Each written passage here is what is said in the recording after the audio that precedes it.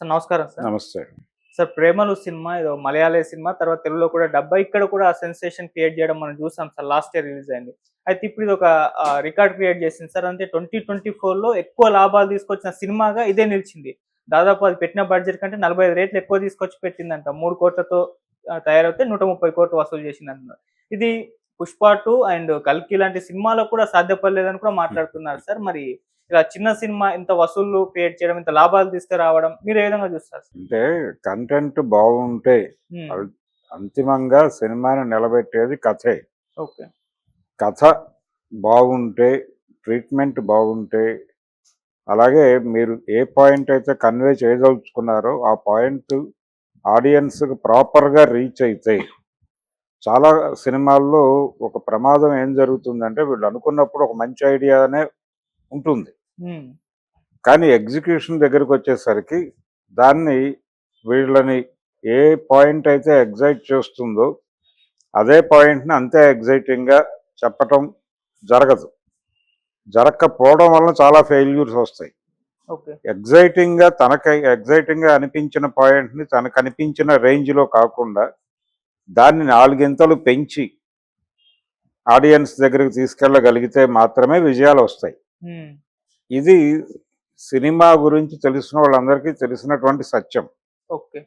అయితే చాలా పద్ధతుల్లో ఏం జరుగుతుందంటే ఒక అద్భుతమైన పాయింట్ తీసుకుని ఇది వర్కౌట్ అవుతుందా అవదా అనేటువంటి ఒక డిస్కషన్లోకి వెళ్ళి దాన్ని డైల్యూట్ చేయటం మొదలుపెడతారు.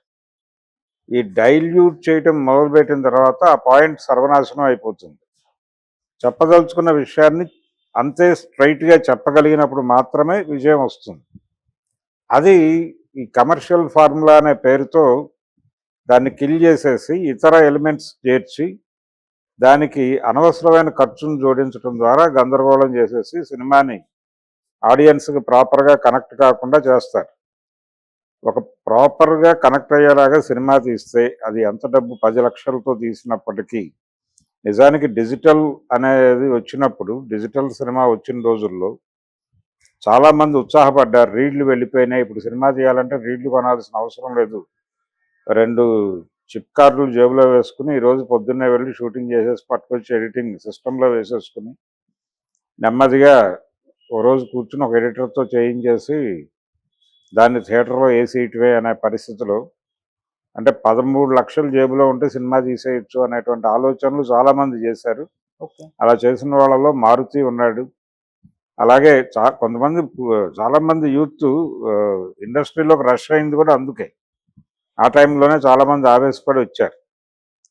అయితే నెమ్మదిగా విఎఫ్ఎక్స్లు, స్పెషల్ ఎఫెక్ట్లు అనే పేరుతో రీళ్ళకి మించి కాస్ట్లీగా మార్చారు సినిమాని. మార్చేసి ఇప్పుడు న్యూ కమ్మర్ ఎవడన్నా అడుగు పెట్టాలంటే వణికిపోతున్నాడు. హ్మ్. అంటే బడ్జెట్ని కోట్లలోకి తీసుకెళ్ళిపోయారు. ఓకే. కనీసం 15 కోట్లు పెట్టంది చిన్న సినిమా కాదు అనే పరిస్థితి క్రియేట్ చేస్తారు. హ్మ్. నిజానికి 3 కోట్లు ప్రేమం అంటున్నారు కానీ 3 కోట్ల కంటే ఇంకా తక్కువకే తీసుంటారు ఆయన. ఫహద్ ఫాజల్ ప్రొడ్యూసర్ ఆ సినిమాకి. అవును. ఆయన ఫ్రెండ్స్ కలిసి తీసిన సినిమా ఇది. ఓకే. ఒక పక్కన ఆయన 'పుష్ప' సినిమాలో నటించాడు. 'పుష్పయే' కాదు చాలా సినిమాల్లో కనిపిస్తున్నాడు ఈ మధ్య. హ్మ్. రజనీకాంత్ గారి 'వేటయాన'లో కూడా కీలక పాత్ర పోషించాడు ఆయన. అవును. ఇవి చేసుకుంటూనే ఆ సినిమా కూడా చేశాడు. మలయాళం సినిమా మొదటి నుంచి చేస్తున్న పని ఇదే. హ్మ్. 'ప్రేమలు' అనే కాదు.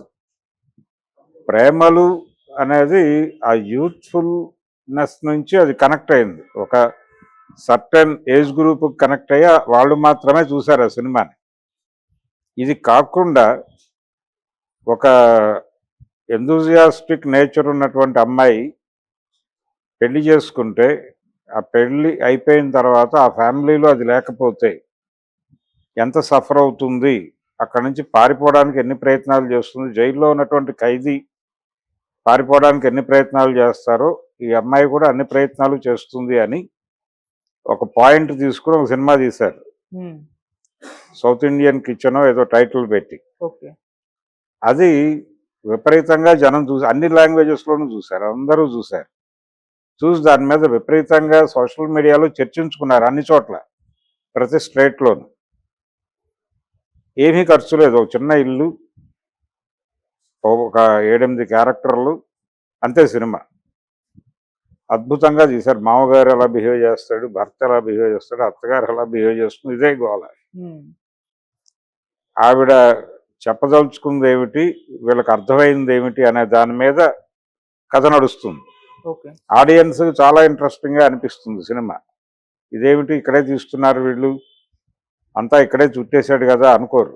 అది చాలా తక్కువలో ₹1,00,00,000 లోపు తీసిన సినిమా. అది విపరీతంగా కలెక్ట్ చేసింది. ఇలా వాళ్ళు ప్రయోగాలు చేస్తున్నారు. అందులో భాగమే ఈ ప్రేమలు సినిమా. మనమేమో బడ్జెట్లు పెంచుకుంటూ వెళ్ళిపోతున్నాం. బడ్జెట్ పెంచుకోవటం అంటే రకరకాల ఖర్చులు మీద పడుతున్నాయి, గతంలో లేనివి. ఇప్పుడు ఒక పెద్ద హీరోని బుక్ చేస్తే అతనికి రెమ్యూనరేషన్ ఇవ్వాలి. అతనికి ఒక్క కార్వాన్ కావచ్చు, అతను అడిగితే 2 కార్వాన్లు పెట్టాల్సిన పరిస్థితి ఉంది. హీరోయిన్కి ఒక కార్వాను, విలన్ గారికి ఒక కార్వాను, ఇలా కార్వాన్లతో ఒక చోట షూటింగ్ జరుగుతుంటే బయట ఒక బస్ స్టాండ్ ఏర్పడుతోంది. ఒక ట్రావెల్ ఆఫీసో లేకపోతే బస్ స్టాండే దాదాపు. లాంగ్ షాట్లో చూపిస్తే ఇక్కడేదో బస్ స్టాండ్ ఉంది అనుకుంటారు. అన్ని బస్సులు పెట్టేస్తున్నారు అక్కడ కార్వాన్లు. ఇది పరిస్థితి. ఒక్కొక్క హీరో 2 కార్వాన్లు అడుగుతున్నారు. ఉమ్, ఈ పరిస్థితుల్లో ఇది మాత్రమే కాకుండా ఇది ఒక బర్డెన్ ప్రొడ్యూసర్కి. రెమ్యూనరేషన్ కాకుండా ఇది ఒక బర్డెన్. ఓకే. ఈ బర్డెన్కి తోడు ఆ కార్వాన్లో నుంచి సెట్లోకి రావడానికి బౌన్సర్లను అడుగుతున్నారు. అది కూడా ప్రొడ్యూసర్ రెస్పాన్సిబిలిటీ. దీంతో ఏమవుతోందంటే ఈ ఖర్చు తడిసి మోపెడవుతోంది. రెండోది వీళ్ళేమో ఇప్పుడు గ్రీన్ మ్యాట్ షూట్స్ ఎక్కువైపోయినాయి. ఏది విఎఫ్ఎక్స్ వలన. ఈ విఎఫ్ఎక్స్ స్పెషల్ ఎఫెక్ట్లు అనే పేరుతో వీళ్ళు గ్రీన్ మ్యాట్ షూట్లు చేసేసి వాళ్ళకి మూడు వచ్చినప్పుడు వచ్చి షూటింగ్ చేసి వెళ్ళిపోతున్నారు చాలామంది హీరోలు. ఇదొక గోల. అప్పుడు ఏర్పాట్లు చేయాలి. వారు వస్తున్నాను అన్నప్పుడు వీడు ఇమీడియట్గా ఏర్పాట్లు చేసుకోవాలి. ఉమ్, అందుకోసం రెగ్యులర్గా వాళ్ళు టచ్లో 2-3 ఫ్లోర్లు ఉండాల్సిన పరిస్థితి.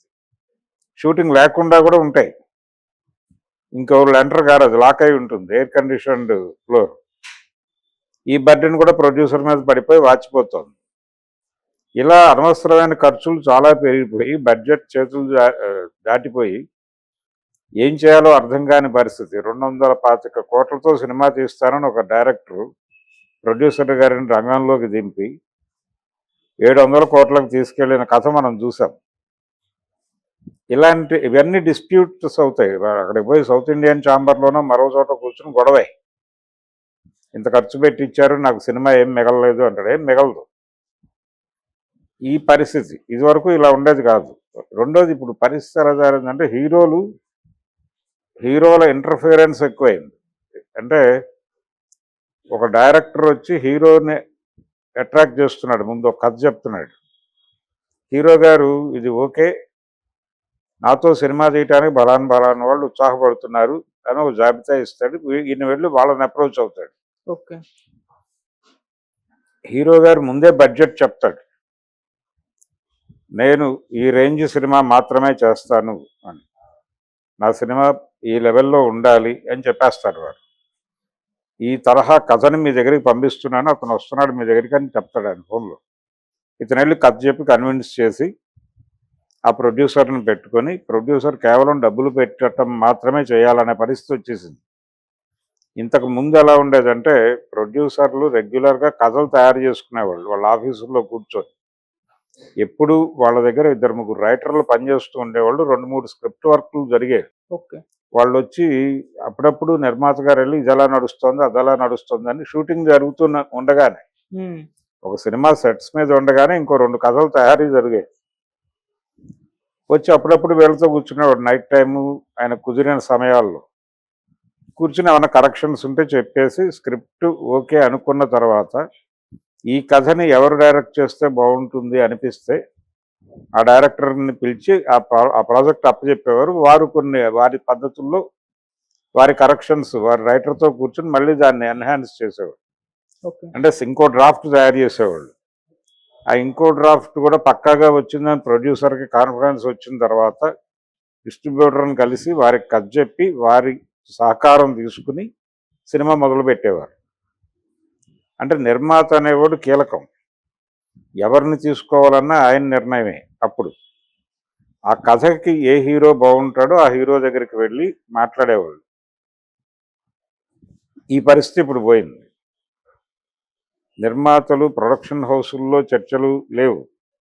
చాలామంది డైరెక్టర్లు వాళ్ళే ఇళ్లలో కూర్చునో లేకపోతే వాళ్ళే ఆఫీసులు పెట్టుకునో, ఇప్పుడు కొరటాల శివ గారి ప్రోగ్రాం అదే. ఆయన ఒక స్క్రిప్ట్ డిజైన్ చేసి పెద్ద హీరోలు ఆయనకి అప్రోచ్ దొరుకుతుంది కాబట్టి వెళ్ళి పెద్ద హీరోలకి కథలు చెప్తాడు. అల్లు అర్జున్కి కథ చెప్పాడట మొన్నే. చెప్పాడని ఒక ప్రచారం జరుగుతోంది. అది నిజమా కాదా అనేది పక్కన పెడితే, ఇలా చేసుకోవడానికి వాళ్ళకి ఒక యాక్సెస్ ఉంటుంది. వెళ్ళి ఆ పాయింట్ ఓకే అయితే వాళ్ళు ఎవరో ప్రొడ్యూసర్ని సజెస్ట్ చేస్తారు, వెళ్ళిపోతారు. లేదు వీళ్ళే ఒక ప్రొడ్యూసర్ని కూడా ఆర్గనైజ్ చేసుకుని పెడతారు. ఇక్కడ కథ హీరో ఉంటే చాలు, ప్రొడ్యూసర్లు వాళ్ళే వచ్చేస్తారు డైరెక్టర్ దగ్గరికి.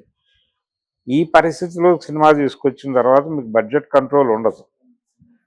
రెండోది, వీళ్ళు పాన్ ఇండియా సినిమా అనే పేరుతో బడ్జెట్లు పెంచేస్తున్నారు. మనకి లాస్ట్ సినిమాకి ఎంత వచ్చింది కాబట్టి ఇంత పెట్టచ్చు, ఇంత వర్కౌట్ అవుతుంది అని లెక్కలేసేసి అంతకి దిగిపోతున్నారు. ఆ రేంజ్కి పెంచే కథలు డిజైన్ చేసుకుని వెళ్ళిపోతున్నారు. మగధీర చూసి చాలామంది వాతలు పెట్టుకున్నారు, ఇంక్లూడింగ్ వినాయక్ గారి ఆ సినిమా. అల్లు అర్జున్తో బద్రీనాథ్ అనే ప్రయత్నం చేశాడు. అలాగే శక్తి అనేటువంటి ఎన్టీఆర్ సినిమా కూడా ఆ సినిమాని చూసి వాత పెట్టుకున్న సినిమానే. అంటే బిగ్ రేంజ్లో తీస్తే తప్ప జనం చూడరు అనే ఒక్కటి సెంటిమెంట్గా పెట్టుకుని చేసుకున్న దారుణాలు. అది కాదు, మీకు ఒక పాయింట్ ఉండాలి కదా, డబ్బులు పెట్టడానికి కూడా ఒక పాయింట్ ఉండాలి. పాయింట్ లేకుండా డబ్బులు పెడితే అది నీళ్ళల్లో పోసినట్టే, జనం చూడరు సినిమాని. అందుకని సినిమా ఆత్మ కథే, ఆ ఆత్మని నమ్ముకుని సినిమా తీస్తే ఆడుతుంది. అది వదిలేసి వీళ్ళు ఎప్పుడైతే ఆడియన్స్ ఈ తరహా సినిమాలు చూస్తున్నారు కాబట్టి ఇలా చేసుకుంటూ వెళ్ళిపోదాం అని పేనుకుంటూ వెళ్ళిపోతున్నారు సీన్ టు సీన్. ఆ పేనుకుంటూ వెళ్ళిపోవడం వలన డిజాస్టర్స్ వస్తున్నాయి. ఇది పరిస్థితి. అందుకని రెండోది, ప్రేమలు అనే సినిమా మలయాళంలో తయారై అది యావత్ దేశంలోనూ డబ్బులు కలెక్ట్ చేయగలిగింది. అంటే వాళ్ళు పాన్ ఇండియా సినిమా తీయాలనుకుంది ఇలా. అలాగే మున్సిపల్ బాయ్స్ అనే సినిమా కూడా వాళ్ళు పాన్ ఇండియా సినిమా తీయాలనుకుంది ఇలా. వాళ్ళకి ఒక ఇంట్రెస్టింగ్ పాయింట్ అనిపించింది, అది తీశారు అంతే. దాన్ని ప్రపంచం చూసింది. అది చేయవలసిన పని. నీ మార్కెట్ కోసం కొత్త కథలు ఉండవు. నీ కథని మార్కెట్కి ఎక్కేలాగా, అంతర్జాతీయ మార్కెట్కి ఎక్కేలాగా నువ్వు ఎలా తీస్తున్నావు అనేది నీ కళ.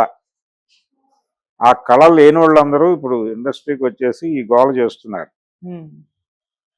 అంటే దీనిలో కొంచెం దైవికం పెడదాం, కొంచెం పౌరాణిక ఇతిహాసాలు మిక్స్ చేద్దాం, ఇదంతా ఒక కషాయం తయారు చేసేటువంటి ఫార్ములాలా తయారైంది సినిమా అనేది.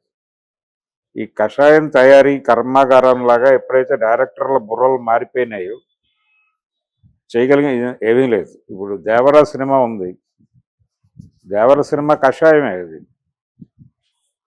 జూనియర్ ఎన్టీఆర్తో కొరటాల శివగారు తీసినటువంటి దేవర సినిమాలో ఒకే సమూహంలో నుంచి ఆయన శత్రువుని అంటే విలన్ని హీరోని ఒకే సమూహంలో లొకేట్ చేసి వాళ్ళిద్దరి మధ్య కాన్ఫ్లిక్ట్ ఉంటుంది తప్ప ఒరిజినల్గా ఈ సమూహాలకి ఎవరితో అయితే కాన్ఫ్లిక్ట్ ఉందో అసలు వాళ్ళెవరు ఓపెన్ అవ్వరు. ఆ సినిమాలు చాలా నేరోగా నడుస్తుంది సినిమా. ఇంత డబ్బులు పెడుతున్నారు, అంత పెద్ద సెట్స్ వేశారు, అంతంత గోల జరుగుతోంది, అంతంత ఆర్టిస్టులను పట్టుకొచ్చారు, ఎందుకు నీ దృష్టి అవతలకి వెళ్ళలేదు అనేది ప్రశ్నే. ఆ సినిమా మార్కెట్కి ఎక్కకపోవడానికి కారణం అదే. ఆ సినిమా 520 కోట్ల దగ్గర ఆగిపోవడానికి కారణం కూడా అదే. సో ప్రతి సీను బద్దలైపోవాలి అనుకుని తీసి కాల్చుకున్నటువంటి పరిస్థితి. అంటే స్క్రిప్ట్ డిజైనింగ్లో ఉన్నటువంటి లోపాలు. దాన్ని పాన్ ఇండియా సినిమా అంటాడు ఆయన.